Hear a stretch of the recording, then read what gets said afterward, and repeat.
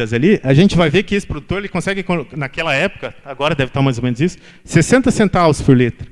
Isso para o estado do Mato Grosso seria 700 milhões por ano, que você deixa de mandar embora. Então não é só a questão de monopólio, de dependência tecnológica, mas é uma questão financeira também. Você deixa de depender tanto do monetário. Porque hoje a gente também tem não é só uma dominação tecnológica, mas uma dominação monetária absurda, com os juros, né, com a manipulação do câmbio. E tudo isso, uma vez que a gente consegue se livrar da dependência, não só do petróleo, mas da monetária, você consegue ficar mais autossuficiente.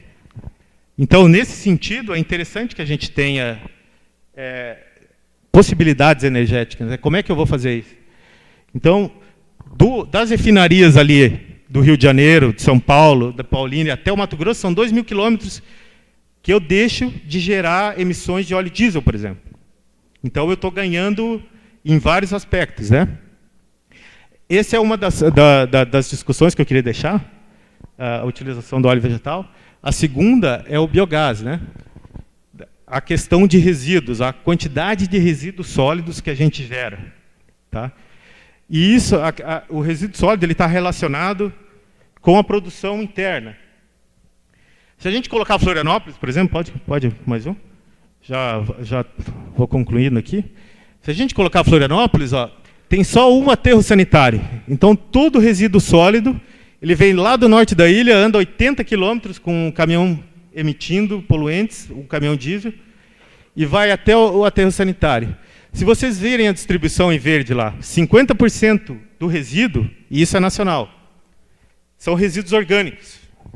Esse resíduo orgânico ele poderia ser resolvido na própria casa das pessoas.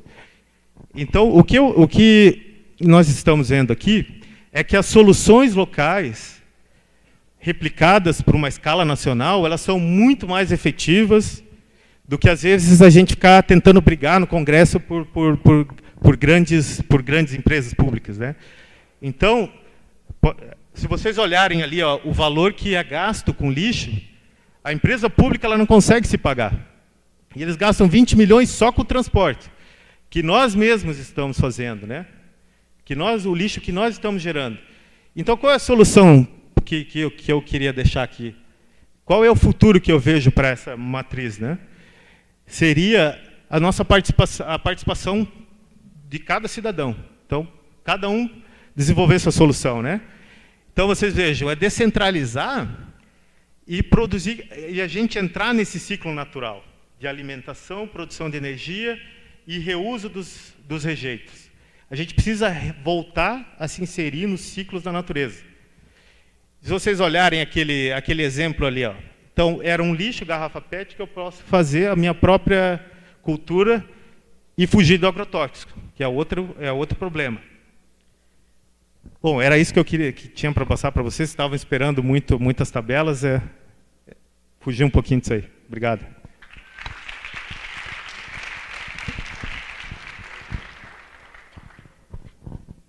Eu agradeço o Ricardo. Agora eu vou passar a palavra para o Rudy. Rudy. Boa tarde a todos e todas.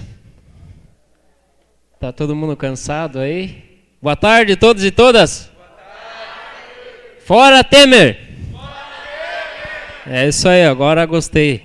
O povo se animou de volta. Gostaria de parabenizar a todos, né, pelo evento. Agradecer o convite também para que o movimento tivesse a sua contribuição nessa atividade. E eu gostaria de trazer alguns elementos aqui que nós do movimento temos assim como análise do processo, principalmente do modelo energético que a gente tem no Brasil, mas também pegando algumas questões que são do ponto de vista mundial também. E o que nós do movimento temos feito para contrapor esse modelo que a gente tem atualmente. Então, essas duas perspectivas bem rapidinho assim que nós gostaríamos de trazer para contribuir aqui no debate. Né? Primeiro que a partir da realidade que a gente vive, a observação que a gente vê dessa realidade, o ponto de vista do qual o movimento faz a observação é baseado num método de análise que tem como pressuposto observar as contradições que estão postas na sociedade. Sempre observar esse processo. E hoje a gente percebe que, a nível mundial, existe uma crise profunda do capitalismo, né? Já foram trazidos vários elementos aqui dessa questão do capitalismo, mas é importante, enquanto movimento social aqui, enfatizar isso e dar ênfase, porque esse cenário de baixo crescimento econômico, ele não tem sinais de recuperação imediata. A gente, enquanto movimento, percebe que isso vai continuar por um bom tempo. Mas não significa também que nesse processo de crise econômica não tenha aqueles que, quando alguns choram, aqueles que vendem o lenço. Então, usamos dessa metáfora, dá para dizer assim, de que ao mesmo tempo que tem várias empresas que não estão ganhando dinheiro ou que não estão ganhando tanto lucro, tem aqueles que estão subindo e estão ganhando altas taxas de lucro, acumulando bastante capital. E o que ocorre nesses momentos é uma tentativa dessas grandes empresas buscar retomar essa alta da taxa de lucro, da acumulação, e é preciso fazer algumas coisas para que isso aconteça. Uma delas é atacar a classe trabalhadora, na perspectiva de aumentar a sua taxa de exploração de quem trabalha, retirar direito, enfim, procurar reorganizar a estrutura de trabalho para pagamento.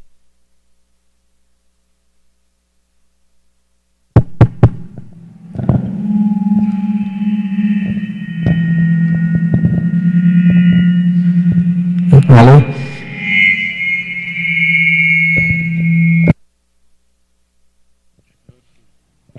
Alô.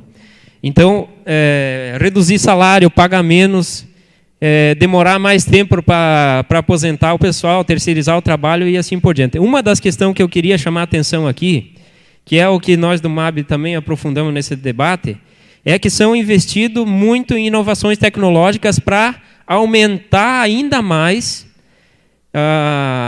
no caso, a produção de mercadoria e, com isso, também diminuir o tempo de fabricação dessa mercadoria. Ou seja, aproveitar a questão da energia para produzir ainda mais mercadoria e ampliar o lucro, diminuindo a necessidade de tantos trabalhadores e assim por diante. Então, além disso, buscam os territórios que naturalmente são mais vantajosos e que têm mercadorias com menos custo, que possam aumentar o seu lucro, e também, que é no caso das riquezas naturais, que aí está a questão do petróleo, da terra, da água, dos minérios e assim por diante, né? Terra fértil e tudo mais. O que acontece nessa disputa do capitalismo quando não se alcança aquilo que ele quer? Então, se age sobre os governos para privatizar todas as empresas, né? Os serviços públicos, transformar tudo em mercadoria. Essa é a lógica quando o capitalismo está em crise. Buscar, através do Estado, uma solução para resolver os seus negócios particulares. No caso de não haver concordância desse processo, de uma forma mais tranquila, dá para se dizer assim, se cria processos de desestabilização desses governos, conflitos internos e, se necessário, até a guerra, como a gente tem visto em outros países. E aqui no Brasil também tem acontecido essa questão da desestabilização de governo, justamente para não, da forma que não está atendendo o capital, então tem que mudar essa estrutura. Então há, em nosso entendimento, uma estratégia dos Estados Unidos para se manter como potência hegemônica mundial. Essa é uma das questões que está muito clara, já foi trazido alguns elementos nesse sentido. Mas não é simples a garantia dessa hegemonia. Porque hoje os Estados Unidos não tem como impedir o crescimento avançado da China nesse sentido. E tem aqui uma questão muito interessante que é voltada para a área de vocês, que é essa questão da inovação tecnológica e tudo mais. A China tem produzido muita coisa, né, que tem feito com que eles crescessem bastante. E segundo, que cada vez mais os países tentam se articular em blocos, que no caso do Brasil se articulou dentro do BRICS, também teve o Acordo de Xangai, Mercosul, a CELAC, enfim, e existem tantas outras formas de articulação sem a hegemonia dos Estados Unidos, que os países foram se articulando para outras formas de organização internacional. Então, para colocar em prática essa proposta de hegemonia total, é necessário a violação da soberania desses países. Então, essa é uma constatação que nós do movimento temos feito, e no entendimento que a gente tem é que o imperialismo quer governos de liberação total da economia, governos que aceitem agir contra a classe trabalhadora, que terceirizem o serviço público, que entreguem às empresas estatais, e que é o que a gente tem como exemplo, enfim, no mundo afora. Então, o que está em curso no mundo todo é um grande incentivo à desestabilização nos países que procuram alternativas fora desse bloco hegemônico. E assim, nesse momento, há grande tensionamento contra a Venezuela, contra a Irã, contra a Rússia, Brasil e tantos outros países. Esse é o entendimento da questão da busca hegemônica de contrapor o processo que está colocado. Então, para manter essa hegemonia, é importante colocar a América Latina como parte dessa articulação política, e aí tem a questão do petróleo, tem a questão do território. Venezuela e Brasil hoje representam 400 bilhões de baris de petróleo, e estudos apontam que Brasil ainda tem mais do que tem já apresentado, inclusive pelo professor Raul, né? Existem mais capacidade de produção de extração de petróleo no território brasileiro. Ou seja, Brasil hoje, pelos estudos que se tem, é uma das grandes potências mundiais de petróleo. Então, isso já também foi trazido, mas é importante a gente trazer novamente essa questão. Então, o atual momento no Brasil é gravíssimo. Toda vez que o povo brasileiro ele vive um momento de auge positivo na economia, a burguesia tentou sempre adotar medidas para reverter essas conquistas sociais. É isso que a gente tem visto atualmente, né? E sempre adotado de uma violência extrema para cima da classe trabalhadora, seja ela no corte dos direitos, seja ela do processo antidemocrático para discutir e implantar as coisas, né? E o golpe que a gente assim concorda que é um golpe que está acontecendo no Brasil é parte dessa dinâmica de expansão do capital a nível nacional e a nível internacional. Grande parte disso, a imprensa cumpriu um papel extraordinário do ponto de vista como um instrumento ideológico e de manipulação para legitimar a sociedade ao golpe, e, nesse sentido aqui, né, quem tem feito e puxado à frente desse processo é a Rede Globo. Tem que deixar bem claro aqui que ela é uma da mídia aí, golpista do processo. Uma outra questão que foca, então, nessa questão da energia como um todo, né? Então, a questão energética, independentemente da sua fonte original, é muito importante nessa estratégia da hegemonia. A questão já foi falado aqui, o que significa a questão da energia e tudo mais. A disputa e controle da energia, ela é parte fundamental da estratégia do capital na superação das crises, como eu falei. Ela permite a ampliação da capacidade de trabalho, o volume de riqueza, muito disputada na luta hegemônica.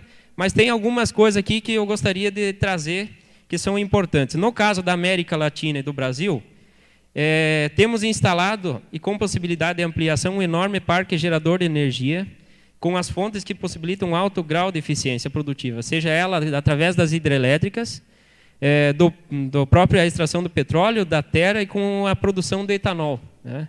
E várias outras que também são fontes que são alternativas hoje, que é essa questão do vento e o sol, como foi falado. Vivemos num país tropical muito, né, rico nesse sentido, que daria para a gente poder utilizar.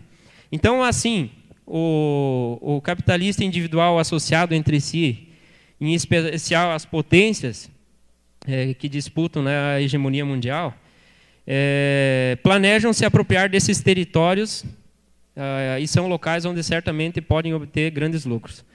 Não há a menor dúvida que o capital internacional intensificará a luta da privatização completa da Petrobras e do setor elétrico brasileiro como um todo,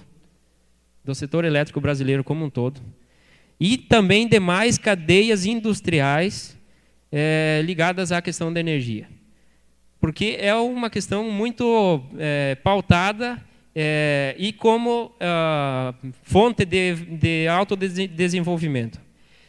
E o que nós do movimento, então, frente a essa situação, o que a gente visualiza, né, num momento complicado de conjuntura e que nós já vemos ao longo dos 30 anos de história do movimento dos atingidos por barragens?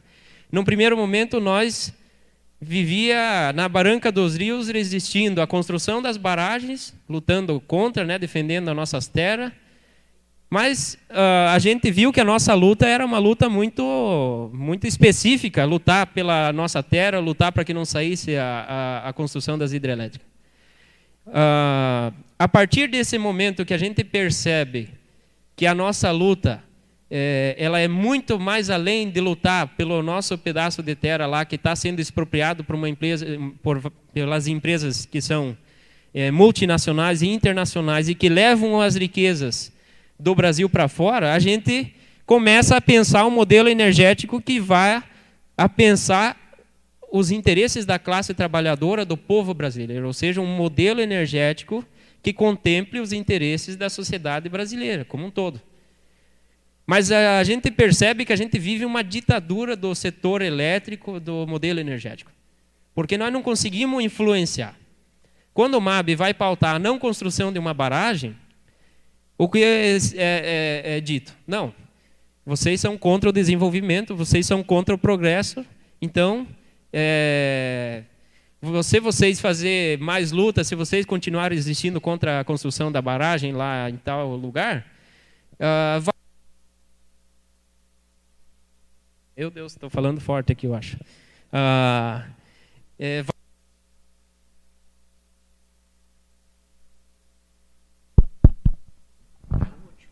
Vai afugentar os investidores. Então, nesse sentido, a gente construiu uma plataforma chamada Plataforma Operária Camponesa, onde aglutina mais de 40 entidades, hoje eu acho que já está passando de 50, inclusive, ligadas a esse debate de uma nova proposta energética para o Brasil, que contemple uma política nacional de direito da população atingida, que é o nosso caso, que hoje não existe.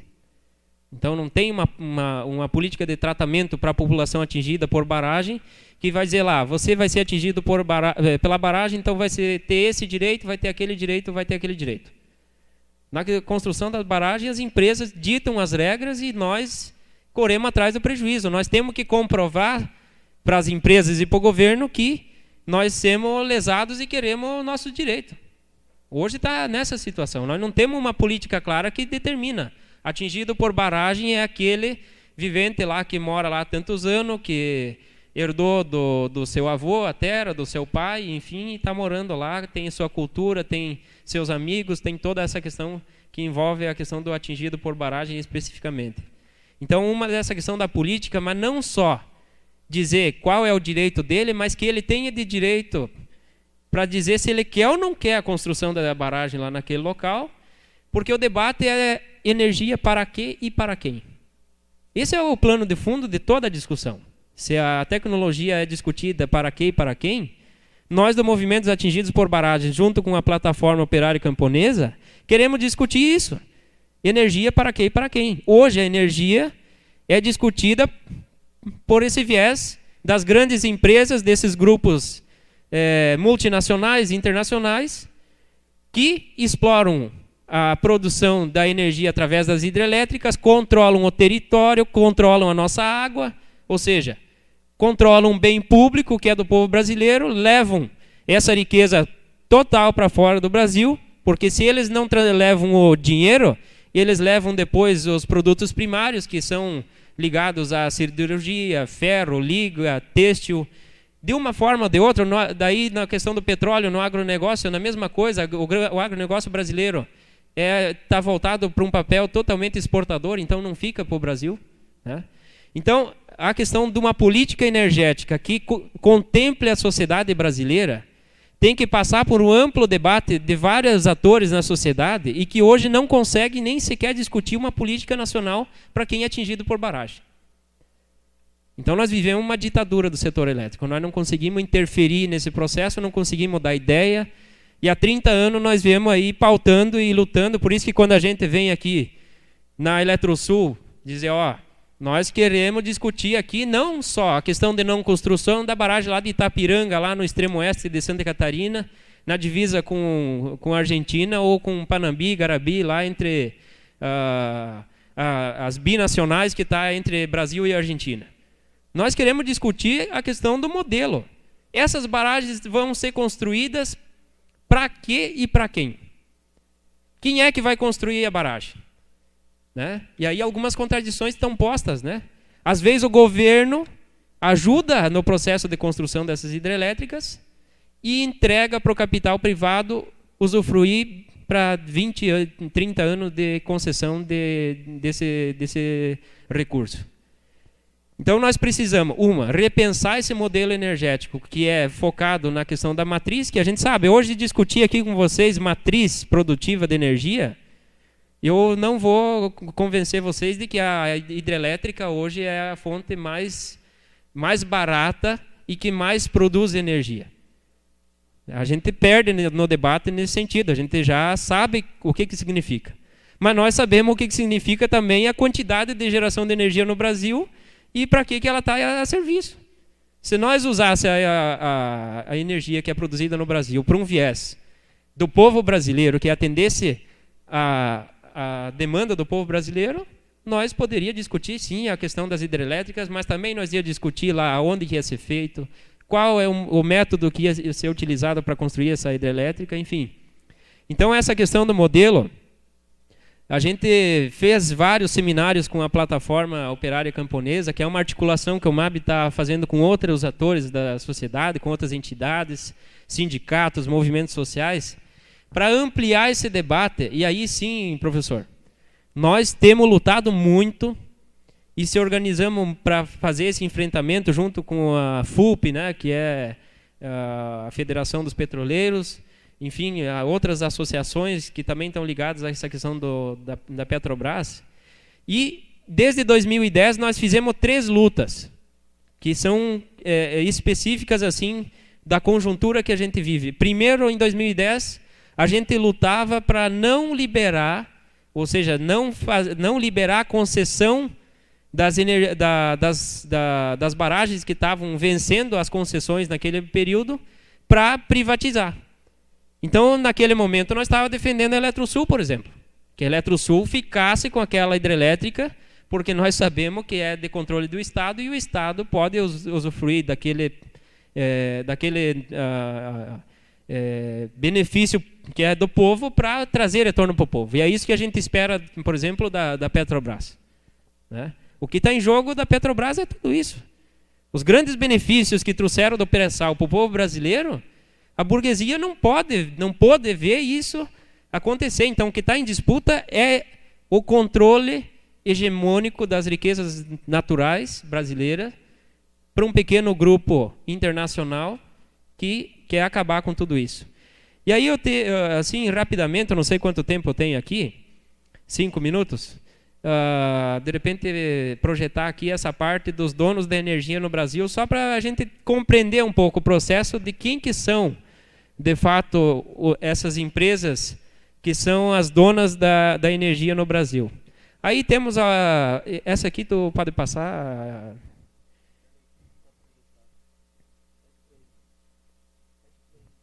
Tem como projetar aqui um slide?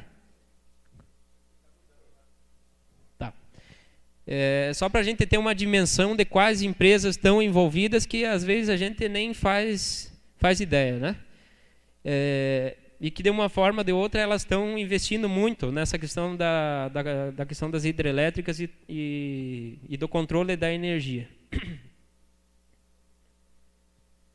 Vamos lá. Tecnologia, como eu falei para o Arthur, né? No seminário de inovação e tecnologia. Tá, passando aqui para esse outro aqui. Tá, aqui os donos da energia no Brasil. Então nós temos aí uma gama de bancos, as metalúrgicas e mineradoras, empresas da energia, que aí são as específicas, máquinas e equipamentos, construtoras, fundos de pensões e também do agronegócio. Aí os bancos, né, Bradesco, BNDES, VBC, Santander, enfim, aí da metalúrgicas e mineradoras, a Votorantim, Vale, Alcoa, Billiton, Gerdau, CSN. No caso das empresas de energia, Tractebel, Suez, CPFL, Endesa, RGE, CEMIG, Light, CESP, Eletropaulo, enfim, Copel, Furna, entre outras. De equipamentos, Alstom, Siemens, aí vocês podem ver que nenhuma delas é brasileira. Camargo Correia, Odebrecht na questão das construtoras. E aí o pessoal que está envolvido também, né, nesse rolo todo aí da conjuntura política. Os fundos de pensões. E aí nós temos outros atores que também têm, inclusive, financiado a construção das hidrelétricas, que é o próprio FAT, Fundo de Amparo ao Trabalhador. Ou seja, BNDES entra na construção da grande maioria das hidrelétricas com 70%, 80% do investimento. No caso de Foz do Chapecó, que é onde que eu moro lá, que a gente teve todo um processo lá de resistência, 2,2 bilhões de investimento, eles ganharam 70% de investimento do BNDES e, como se diz, nas conversas informais, eles disseram que construíram com 1,6 bi, ou seja, construíram com totalmente dinheiro público e vão usufruir daquilo lá por 30 anos e vão pagar uma mixaria de volta do que é um bem público. Então, essas questões, a gente precisa ampliar mais o debate, né? Nós temos que ampliar muito mais o debate. Isso que a Ceci falou antes é muito importante, que é como é que a gente vai articular um processo de luta e organização conjunta para resistir a esse modelo energético. E nós do MAB temos pautado que é esse debate contra os altos preços da energia elétrica, da campanha da energia é um roubo, não sei se vocês já ouviram falar, mas nós temos construindo algumas linhas desse modelo energético. Que aí algumas coisas já foram faladas aqui. A questão do petróleo é uma coisa importante que nós devemos manter sob controle do povo brasileiro. O pré-sal é nosso. Porém, o uso do petróleo, como foi bem falado antes, tem que ser discutido. Para que nós queremos usar tanto desse petróleo que nós temos à disposição? Outra questão, as fontes produtoras de energia, principalmente a nuclear, nós temos que tirar do cenário energético brasileiro. Isso aí vai ficar como um prejuízo enorme para a sociedade brasileira, resíduos tóxicos, né, que estão ali colocados para a sociedade em outros países, e a gente sabe o que aconteceu com a produção de energia através disso, e hoje dizem que é fundamental e tem que ter, e a gente sabe que não precisa, porque a produção de energia nós podemos avançar muito mais com a produção de energia alternativa, no caso solar, e que fica aqui, né, a instigação de um debate sobre tecnologias de produção de energia através do sol. Por que hoje não tem tantas tecnologias que produzem energia ou acumulam energia solar? Porque tem interesse por trás, não adianta. Nós achamos que a linha de pesquisa para discutir a utilização da energia solar não é incentivada. Quanto que, por exemplo, uma construtora, a Camargo Correia, a Odebrecht, não ganha na construção de uma hidrelétrica? A Votorantim, com cimento. Né? A Gerdau, com o ferro. E essas empresas que vão usar da água, que é uma coisa renovável, que vai estar lá gerando energia de graça. O sol também está aí hoje de graça, mas nós podemos né, usufruir dessa desse recurso natural para a gente avançar mais. Então, assim, ó, a gente gostaria de mais uma vez agradecer, né, o pessoal da organização aqui